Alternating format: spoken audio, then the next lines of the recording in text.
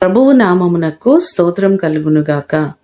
ఈ ఉదయకాలము మీకందరికీ వందనాలు తెలియచేస్తున్నాను. ఈ దినము మిమ్ములను బలపరచు దేవుని మాట, నా సన్నిధి నీకు తోడుగా వచ్చును. నిర్గమకాండము 33వ అధ్యాయము 14వ వచనం.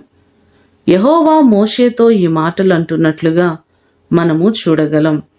మోషేకు దేవుడు చెప్పినట్లుగా దేవుడు తోడుగా ఉండి మోషేను ఘనపరుస్తూ ఆశీర్వదిస్తూ వచ్చినట్లుగా మనము చూస్తున్నాం. అలాగే మనము చేస్తున్న ప్రయాణాలలో, మన పనిపాటల్లో దేవుని సన్నిధి మనకు ఎంతో అవసరమైనది. ఇశ్రాయేలు ప్రజలు ఎక్కడికి వెళ్ళినా ఆయన సన్నిధి వారితో ఉండి వారిని సురక్షితముగా నడిపించింది. అలాగే ఈ మాటలు వింటున్న మీరందరూ చేస్తున్న ప్రయాణములలో దేవుడు మీకు తోడయుండి ఆయన సన్నిధిని మీకు తోడుగా ఉంచి మీకందరికీ క్షేమమును కలుగు చేయునుగాక. ప్రార్థన చేసుకుందాం. మమ్మలను మిక్కిలిగా ప్రేమించిన మా ప్రియ పరలోకపు తండ్రి, మీ ప్రశస్తమైన పాదములకు వందనాలు ప్రభువా. నా సన్నిధి నీకు తోడుగా వచ్చునని మోషేకు వాగ్దానము చేసి మీరు తోడుగా ఉండి ప్రతి పరిస్థితులలో ధైర్యమును కలుగు చేశారు ప్రభువా.